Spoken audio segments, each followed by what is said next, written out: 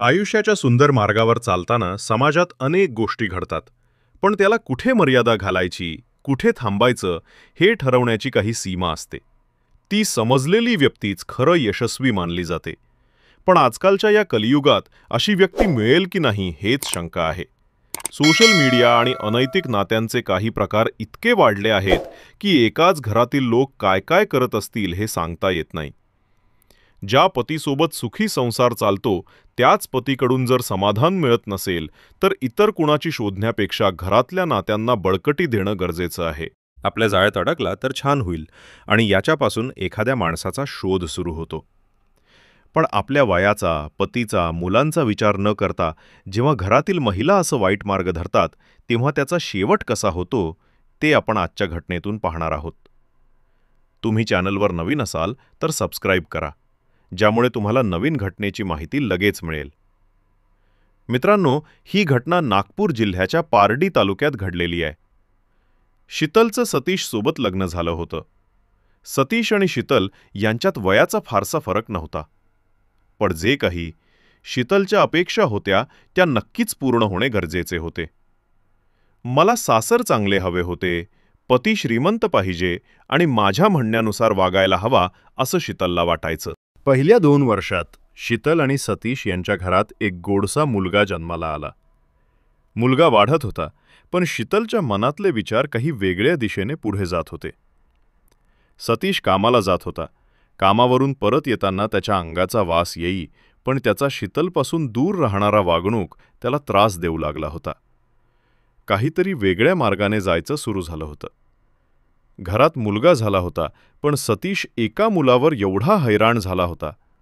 पण शेवटी महिला असते ना, ती सगळं समजून घेते. तसं सतीशला शीतल समजून घेऊ लागली होती. आठवड्यांतून महिन्यातून दोघांचे संबंधही चांगले होऊ लागले. पण शीतलची काही इच्छा अजूनही पूर्ण झालेली नव्हती.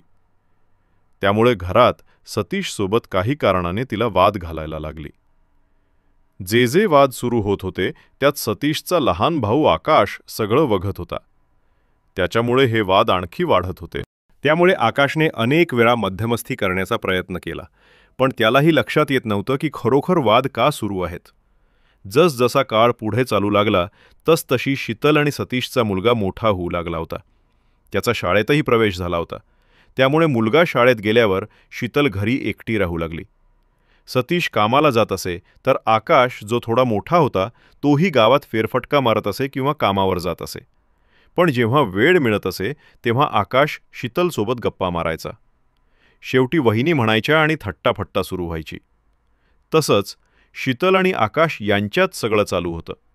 अधूनमधून आकाश शीतल, कायसाठी भावाबरोबर भांडण करत आहेस हे जाणून घेण्याचा प्रयत्न करायचा. पण शीतल काही मूळ विषयावर येत नव्हती. रात्री चांगली झोप झाली की दिवस छान जातो, एवढे साधे शब्द ती आकाशाला वापरत होती. या शब्दांचा अर्थ आकाशाला काही कळत नव्हता, पण त्याने त्याच्या पद्धतीने शीतलशी जवळीक साधायला सुरुवात केली. आकाश दिसायला सुंदर होता आणि वयाने शीतलपेक्षा लहान होता. जशी आकाशला शीतलकडे आकर्षण वाटू लागले तशी त्याने तिच्या अंगाला स्पर्शही करू लागला. हा स्पर्श दोघांमध्ये सुरू झाला असता त्यामध्ये शीतलला हा स्पर्श कामाचं मनातलं वाटू लागलं.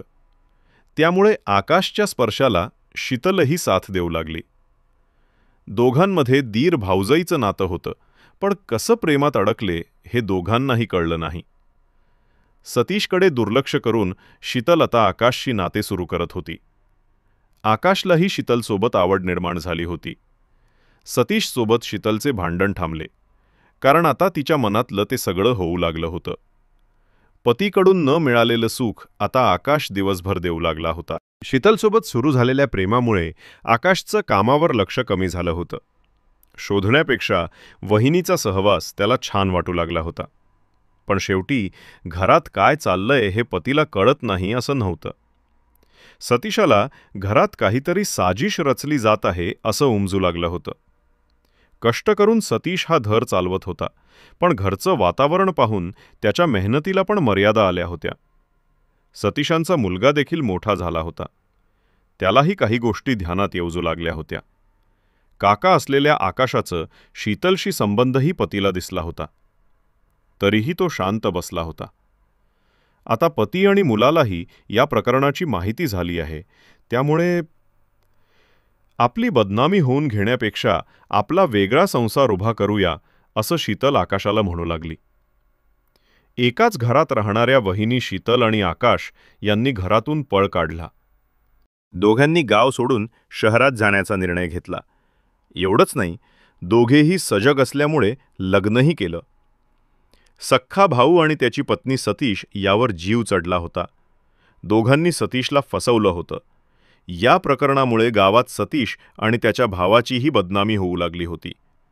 मुलगा कॉलेजमध्ये शिक्षण घेऊ लागला होता, पण या प्रकरणामुळे त्यालाही मानसिक धक्का बसला होता.